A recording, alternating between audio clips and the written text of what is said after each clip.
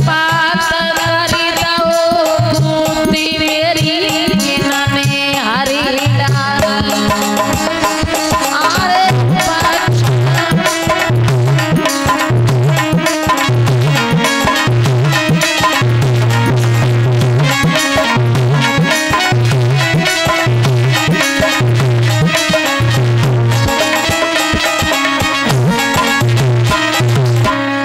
बाबा मन में विचार कर रहे हैं कि मेरे लिए कौरव और पांडव दोनों बराबर थे।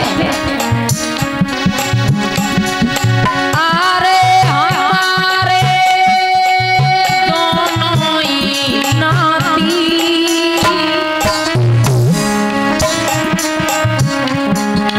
अरे हमारे दोनों ही नाती,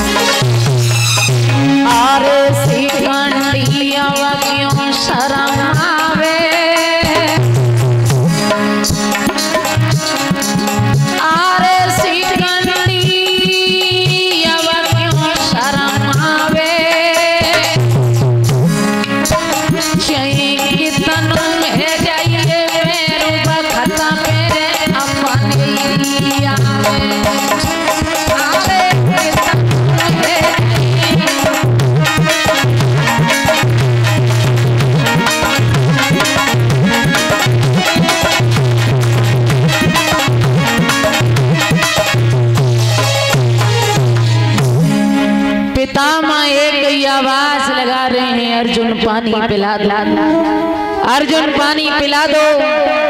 बाण चलाया, जमीन में लगा, धारा निकल करके पितामह के मुंह में गिरी। एक बाण चलाया जो सर के नीचे लगा, जो गर्दन ऊंची हो गई। पितामह की आंखों से ऐसे धारा बह रही है।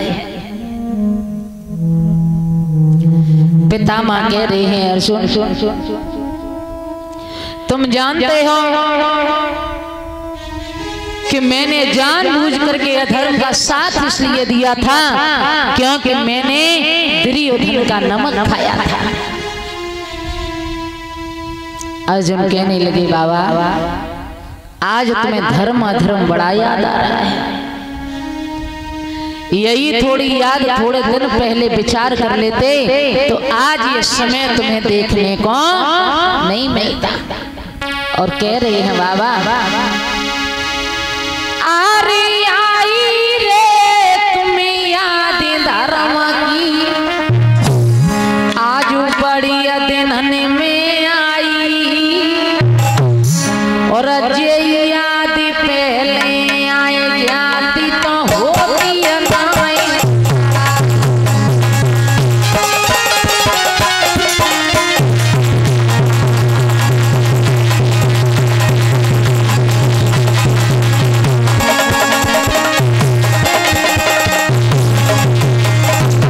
अर्जुन कह रहे हैं,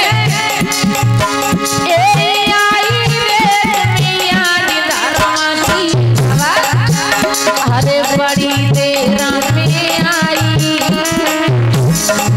ये याद पहले आए जाती तो होती नहीं लड़ाई।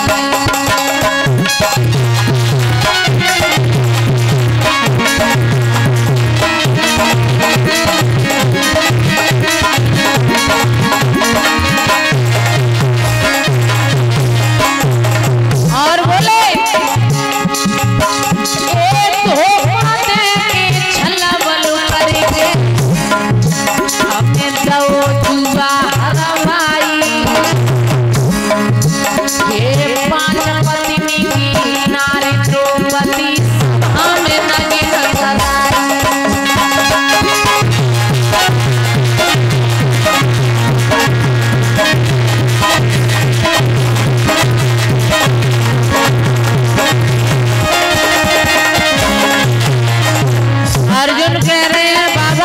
हमारी द्रौपदी नगिन हो रही थी, आप एक शब्द नहीं बोले थे। एक बात धर्म कहाँ पे खोए दो, सवरने का दया नहीं आई, ये जे याद पहले आए जाती तो होती नहीं लड़ाई।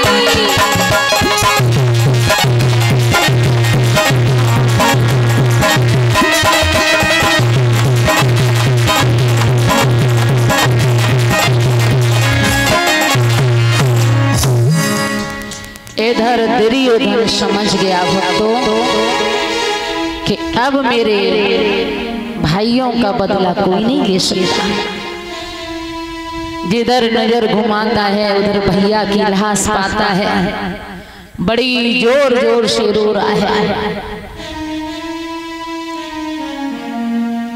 जवाब दिया है अश्वत्थामा ने, मैं तुम्हें वचन देता हूं कि मैं पांडवों के सर ला करके तुम्हारे सामने रखूंगा।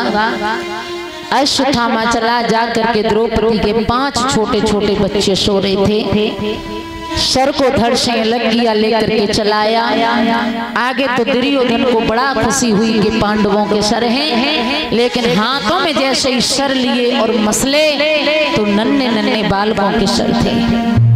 समझ गया पांडवों के सर इतने कोमल नहीं हो सकते।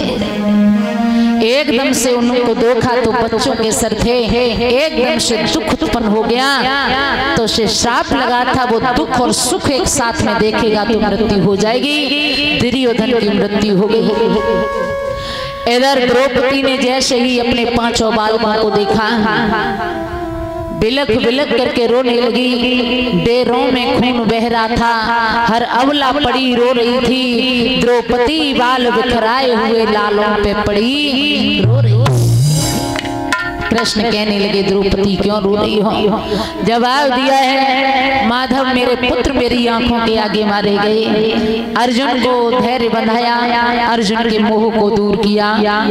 उसके बाद तो कृष्ण जब चलने लगे, उस समय अभिमन्यु की पत्नी उत्तरा गर्भवती थी। अश्वत्थामा ने ब्रह्मास्त्र को छोड़ा, उत्तरा कांपने लगी। भगवान कन्हैया ने सूक्ष्म रूप धारण करके उत्तरा के गर्भ की रक्षा की और धीमे धीमे समय व्यतीत हुआ। उत्तरा के गर्भ से एक बहुत सुंदर बालक ने जन्म लिया। उसी बालक का नाम रखा गया था परीक्षित। बोलिए परीक्षित महाराज की।